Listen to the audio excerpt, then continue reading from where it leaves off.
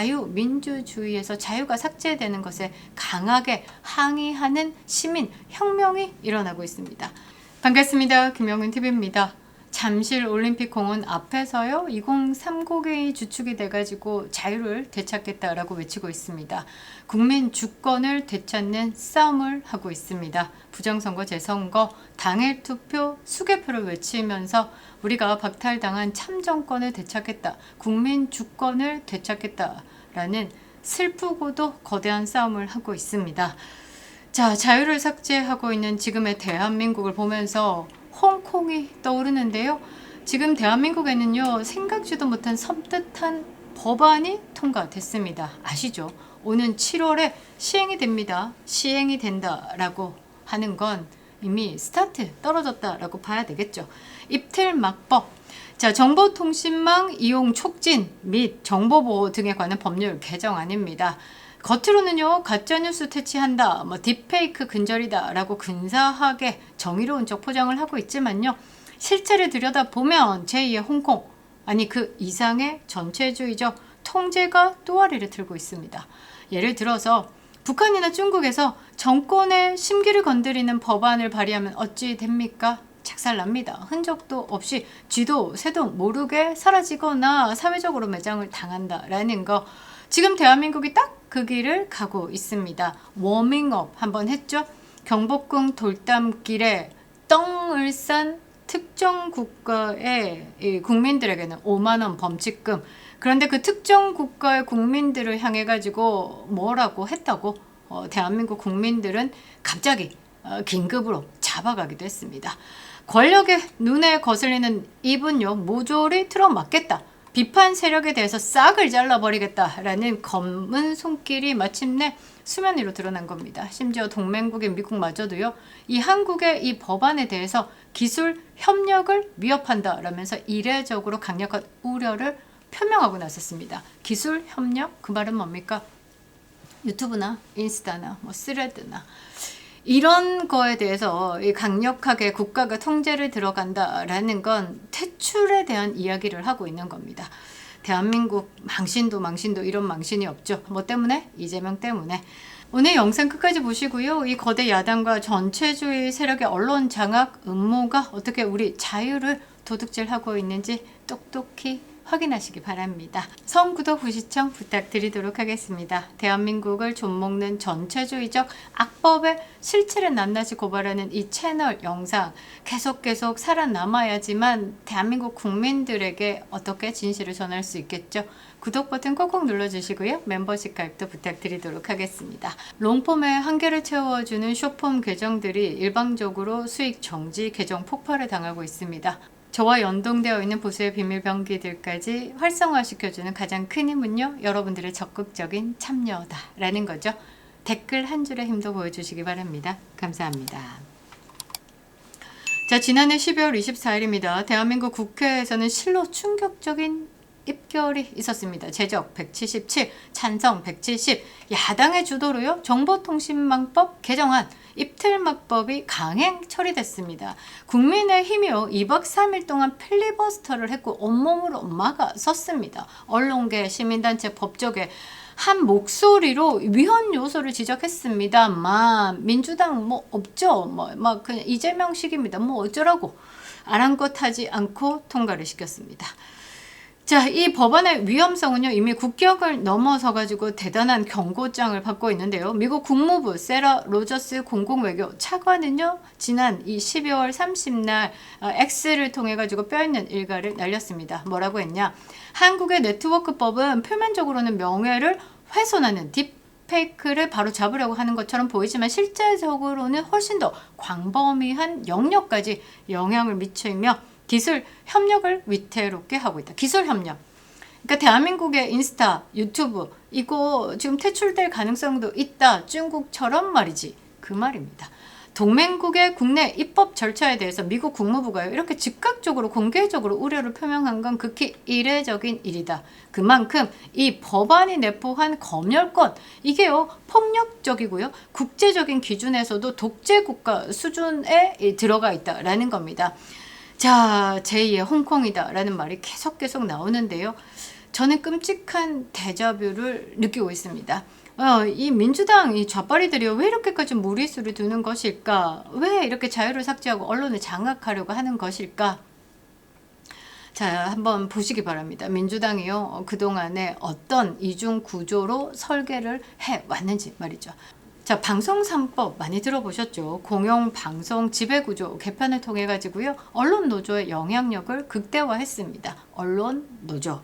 자, 그러면서 주류 레거시 미디어들이 장악당했죠. 언론이 좌경화됐습니다. 자, 1단계 방송 3법을 통과시키고 난 다음에 이제 마지막 퍼즐을 맞춥니다. 2단계로 입틀막법을 이제 통과시켰죠. 7월에 시행됩니다. 허위 조작 정보다라는 애매모호한 이 딱지를 붙여가지고요, 정권의 감시 역할을 하고 있는 뉴미디어와 1인 방송, 독립 언론들을요 억압하고 위축시키겠다라는 계산입니다. 홍콩의 공산화 과정을 복귀해보면 소름이 돋는데요. 중국 공산당 어떻습니까? 직설적으로 비판하고 있는 홍콩의 대표 독립 언론 애플데일리, 빙과일보 많이 들어보셨죠? 그게 1995년에 창간된 언론사입니다. 그런데 홍콩이 이제 중국으로 반환되고 난 다음에 2021년 6월에 갑자기 본사가 이 중국 공안으로부터 이 압수수색을 당합니다. 자산이 동결되고요. 편집진 체포다라는 국가적 폭력 끝에 강제 폐간이 됐습니다. 자, 그리고 2025년 12월 15일 날 홍콩 고등법원이요, 이 애플데일리 빙과일보 창업자 이름 많이 들어보셨을 겁니다. 지미 라이. 외국 세력 공모 그리고 선동적 출판물 배포 혐의다라고 유죄를 때렸고요. 종신형까지 위협을 받고 있는 상황입니다. 자, 거기에다가 이 홍콩의 민주당이죠.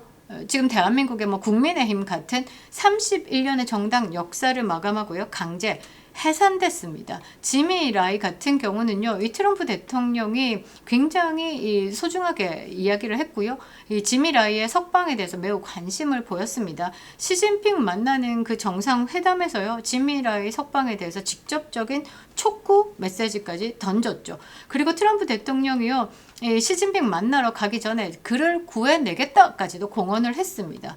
78세다 지미 라이가. 그리고 지금 당뇨 앓고 있다. 그런데 독방에 수감하고 있어서 그 사람 건강에 걱정이 되는데, 이렇게 하면서 시진핑에게 강력하게 요청하겠다 던졌죠. 회담 전에요, 이제 트럼프 대통령이 인터뷰를 하면서 시진핑에게 만나기 전부터 압박을 했습니다. 지미 라이 문제 반드시 제거하겠다라고요.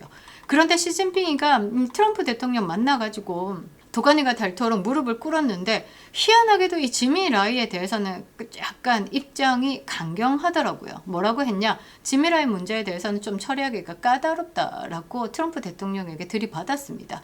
그러면서 중국 측에서 이 지미 라이는 반중이고 홍콩 혼란 사건의 주요 기획자이기 때문에 법적 처분을 돌리기는 어렵다라고 하면서 완곡하게 전달을 했지만, 이 트럼프 대통령의 지미 라이 석방 요구를 과감히 어떻게 찢어 밝힌 거죠. 자, 시진핑이요, 트럼프 대통령의 요구를 사실상 찢어버리니까 눈치가 좀 보였겠죠. 그래서 함께 수감 중인 목사가 있습니다. 진밍리 목사님. 요 목사님에 대해서는 석방을 진지하게 고려하겠다라고 긍정적인 신호를 보냈습니다. 그러니까 지미 라이는 안 되고 교회 목사님은 내가 석방을 해볼게, 그러니까 딜을 친 거다라고 봐야 되겠죠.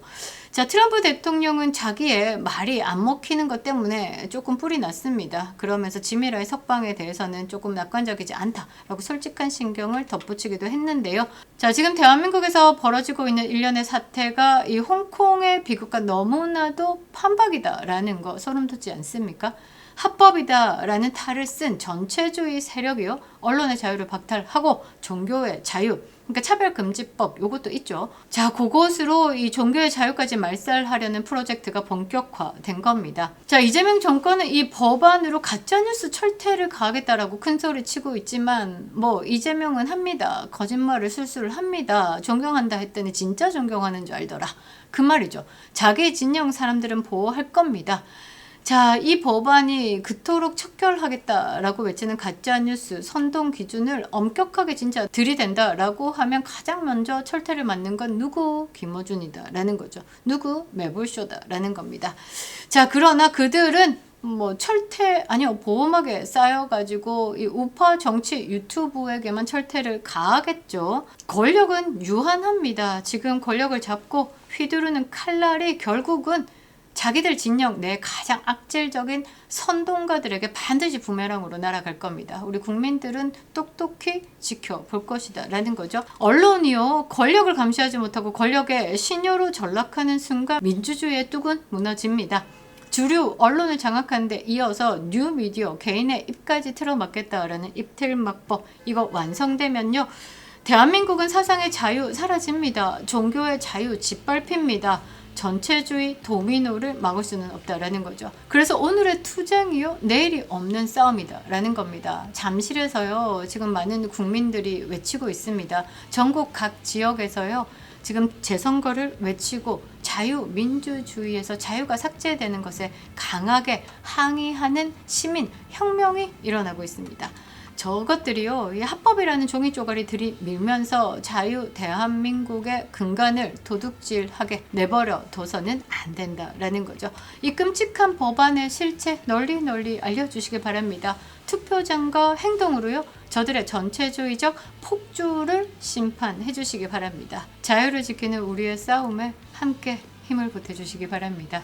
김영일 TV였습니다.